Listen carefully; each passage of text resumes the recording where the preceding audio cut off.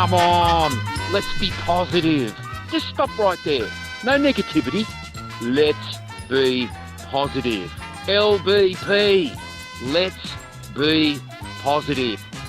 Let's be positive. Merry Christmas. And guess what? The newspaper gave you a box of chocolates today, mate.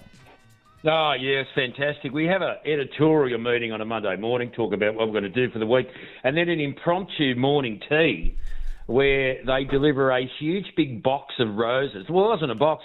It's one of those reusable tins. A tin full of chocolate for a fat 50-year-old diabetic. I thought, it's a little bit insensitive, isn't it? It's like giving a bottle of wine to a recovering alcoholic. But anyway, it was lovely, Martin. And yes, the festive season is among us. And we've both been out shopping this week. Yeah, look, you and Timaru, which I'm dying to hear about, especially on a Sunday. Myself, barbecue arrived courtesy of the Airpoints store, which is even better because you kind of feel like you haven't spent any money, even though you've obviously spent money to get those Airpoints. And then putting it together without swearing, Matt, I did actually neck a few ciders during it, and I had somebody else doing instructions. I found that the key is if she does instructions and then you just do what she says, so then there is no blame to be allocated because all you're doing is doing what you're actually being told to do. Yeah, I find this the best way to go about it every time. We talked about the kit set kitchen. That's right. That I had to put together. Right. Well, you stormed out after, half an hour, though, didn't you, in the first attempt? Well, I normally storm out at some point during one of these assemblies, but the barbecue is still in the box. Right. Weighed about 60 kilos, this thing. Good God. So I think this might take a while to get this together. I'm going to have to put a day aside. Yeah, absolutely. I think this could be a full day barbecue. But, yeah, I mean, it was a Bunnings job, Marty. I got the coffee. I walked around. I found one that actually had shelving. It had a sink attached. I sent you a photo. Yeah. But it just looked a bit big. Okay. All right. Well, I mean, look, there's also a sink in the house. And so, I mean, let's not get carried away with it. I mean, these guys that end up setting up a full kitchen outside with the pizza oven and everything, come on, son. I mean, can't you just walk through that door where there is a kitchen anyway? Yeah, I know. We'll be literally having it out the sliding doors, the barbecue anyway. Right, so there you go. But, yeah, so we stayed away from the sink. But the variety out there is bamboozling, Martin, and I suppose in many ways, getting one from your Airpoints where you don't have to worry too much about it, there's not a massive selection, is the easiest way to go. I also find in these circumstances, I'm like you, I walk down the aisle, I call it the toothpaste conundrum. I go to get the toothpaste. Matt, I'm there for 28 minutes, mate. I don't know which one to choose anymore. I don't know whether I've got fluoride or tartar or no tartar or whether I've got plaque or unplaque. I don't know whether red, white, blue, yellow, or should I pick the green packet because it's green and does that mean it's for the environment? Just give me a branded toothpaste that's going to clean my teeth, you sods. I know. It's annoying, isn't it? I was also looking at line trimmers yesterday. Right. 23 options there were. Right. Well, how am I supposed to decide between? You just got to pick the one you like the look of the best. That's it. I'm pretty sure and that's it. And then you've got to narrow it down somehow, don't you? In the end, I bought an electric one. Right, okay. And it was a bright green electric one. I thought it looked the best, and I think it'll handle well. But we'll find out. Let's be positive, mate, though, about sport, shall we? And us... That's the Black Caps smacking up those bangers on the worst pitch I've ever played on, said Tim Southey. Take that, you Bangladeshi pitch doctors. I don't think people realise just how big this victory was for the Black Caps. This is against the Bangers. That's right. Who were superb in Test 1, weren't they? I mean, look, they're capable of anything, and to get that victory... Well, I just think we need to put it in perspective. Given Test 1, this was World Cup status, really, almost, nearly. I think so. Quite close. Yeah, I think so. But I honestly thought when we were 55 for 5 in the first inning, I thought it was over. I mean, look, we've drawn a series with Bangladesh. We're celebrating like we deserve a street parade, don't we? Glenn Phillips, the most unlikely hero ever in a test match. It was only his third test. He bowls him out with the ball, and he's actually the only guy that actually decides, hey, look, if that ball's there to be hit, I'm going to hit it. Out of 22 players on the pitch, he does what you're meant to do. Dispatch the bad ball, and all of a sudden we win a test match. And I forgot about the 5 for 55. I remember I texted you at that point when I tuned in and saw that, I thought, oh, well, the bangers are on fire again, and here we go. And then, of course, we weren't expecting that the celebrations and the parade would be needed, would we? No. What a brilliant summer. Just a brilliant summer of cricket so far. Now we play them in the one-dayers, and they're resting players and we're resting players, and of course that's how it goes these days, doesn't it, with cricket? You can only play one match and then all of a sudden you've got to have 3 months off. We'll save the Premier League for a little bit later. The sevens at the moment, I've just gobsmacked by the Stuff headline today. I think it was Georgia Miller, barnstorms Blackfern Sevens to another medal. We finished third. We finished in a series. Said we finished third. What are you acting like we won something? We came third. Look, it's part of the charter these days. You have to promote this part of the sport, and if it's bronze, it feels like gold anyway. That's it. It's a medal. It was a barnstorming third. Yeah. But maybe the headline could have included the colour of the medal.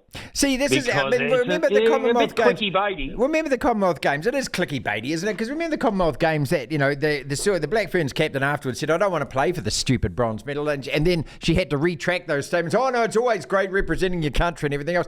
Look, and these are professional athletes. They lose. They're not in the final. They don't give us stuff, as much of us stuff as we give about it. No, exactly.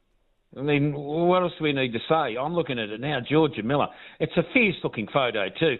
Powers Blackburn Sevens to another medal. Third. Yeah, I mean, I'm sorry. Did I miss the Paris Olympics somewhere in there? Did I miss those? Good God, mate. Let's celebrate your Liverpool, and it's not often I'll do that, but you're top of the table, mate. And any time that any team gets to the top of the Premier League table, you deserve to be there because the table doesn't lie. You've lost less games than everyone else. You've won more games than everyone else.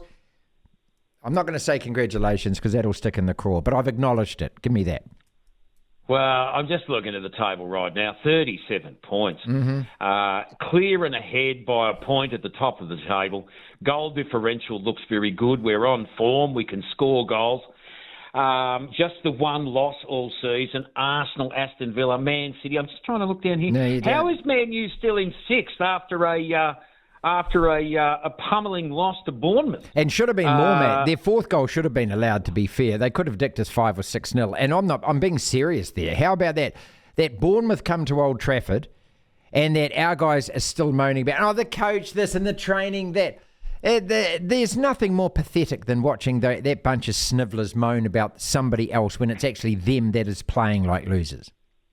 Oh, look, we continually have these conversations about how hard people's lives are. But, I was thinking about it. I was on a TV show set there a few weeks ago with the lovely Rebecca Gibney. I remember Rebecca Gibney. Yeah, she was it's starting a lot of those Australian series, didn't she? Kiwi Girl. Flying Doctors, I think she might have been in the Flying Doctors. But anyway, look, the actors come on and then they're walked in by 2 or 3 ushers, and then they're taken away after the scene, and they're served lunch, and their makeup and their hair's all done, and then everyone else does everything else, and then they walk in and do the few lines 10 or 12 times, and then they walk off again. Well, this is essentially what the sports people are like, isn't it? Uh-huh. Everybody else does all the important stuff like running the competition to give them the actual opportunity to earn the money that they do and become the stars that they are. And then when everything's not quite perfect, they got to complain about something. Tennis, golf, they all do it, Martin. They hardly even work. What they do, showing up to training, having a laugh, patting their mates on the back, kicking a few balls around, life couldn't be sweet. No, that's right. Couldn't be, eh? But when you're actually asked to knuckle down, to run hard, to win a tackle, to compete for the ball, no, I don't want to know it, and it's all the bloody coach. I'm sick of it. A couple of things before we go. Mitchell Johnson losing his contract. Now, this is where everything is wrong with sport, isn't it? What the hell... Or why isn't he allowed to make the comments that he's made about David Warner? He's saying out loud what a hell of a lot of people feel, that Warner doesn't deserve a hero's send-off. He doesn't. And I think Mitch Johnson is within his rights to actually express that opinion. So he gets taken off the commentary. And Warner, who's the guy that has been foul-mouthed, abusive, that has sledged his way through his career. Sure, he's hit some runs and he's been great. That was right involved in the sandpaper thing. He's the nice guy at the end of all of this, is he? No, look, how can a commentator be fired for making comments on an expert topic of his? This just blows me away. And one of the main issues with this is because I was reading a social media post yesterday or Saturday, and there were 5,000 or 6,000 comments on this. It was a story from one of the Australian newspapers. And, I mean, I could hardly even find a comment that supported David Warner. So overwhelmingly, the Australian public are behind Mitchell Johnson, but it seems the media and those with a vested interest in promoting the beauty of the game of cricket come before some bloke's honest opinion about another guy. Yeah. I mean, I can't. He hasn't done a single thing wrong. It's literally an opinion, which is what we've asked for these former sports people for decades as they've made their way into commentary after sport. And then when they start to do it, well, they get sacked from their role. Well, I mean, somebody at the top of Australian cricket who's really given David Warner a free rein and led him back into the game, they are the guys that have led this, in my opinion. They don't want to be made to be seen to be looking like they've given this clown the send-off that he's asked for. And so they've called in all the favours they've needed through the media, and Johnson's been slammed and fired. Well, I just find it astounding. Lou Vincent, congratulations to him, deserves to be back. Henry Nicholls is going to be our favourite cricketer over the summer, is he not? Can you and me start the Henry Nicholls Fan Appreciation Society? I just think that when everyone else is on the guy's back, let's be the two guys that are standing there applauding him and going, H, that 6 runs was brilliant, mate. H, good too. Nice pair you got there, pal. 8 not out. Happy with that, Henry. Called Henry. Yeah, there you go. Henry just sounds like everybody's mate. I'm happy to back him. If you need me to get the socials organised for that, we'll do Insta. Yep. We'll go. Well, that's the gram. Sorry, we'll go on the gram. Yeah, we'll go the ticket. Get on the gram. Get TikTok. And I don't know. We've got to go to TikTok because Facebook now. I just don't think we'll get the support we need. Okay. All right, big money to finish with. Shohei Ohtani, $700 million US. Jon Rahm must just be spitting at that. Bloody hell, LIV Golf, you tight-ass bunch of... You know, I only got $600 million. He only got 600. Tiger could have had $1 billion. Isn't it just phenomenal that at the end of the day, they all decide it's the way to go? That's it, mate. It has to be, doesn't it? You know, when you've chosen your side, it's definitely wrong. And then when you change sides because the money's too big. And look, how could anybody look at anybody and tell them they wouldn't take that much to make the change? I mean, that's the whole thing. You know, as much as I hate it and as much as I hate what it's going to do to golf and what it's going to do to every sport, because believe me, in 20 years' time, the leagues we love will no longer be the leagues we love. It'll all be 20-second Instagram reality TV show, load of pony. But at $600 million, mate, I mean, I don't care who's yelling at me, Matt, telling me what an arsehole I am for taking that money. I'll probably actually live with it. Oh, my conscience will probably be okay. You could afford the time alone and the earplugs to block that out, couldn't you, Martin, with your 600 mil? You know, get a pair of those headphones that you can't hear anything through and just continue on about your day. I mean, I quite like the guy, actually, what I've seen over the years and seen little bits on TV. At $600 million. I mean, you just sit back and you think to yourself, nothing worries me anymore. Nothing worries me. I can go with That's it. No. How could it? How could it? You'd be coming into Christmas, Martin, and I would have had, if I'd have been in LIV Golf, I would have had that barbecue with the sink if I'd have had the 600 mil.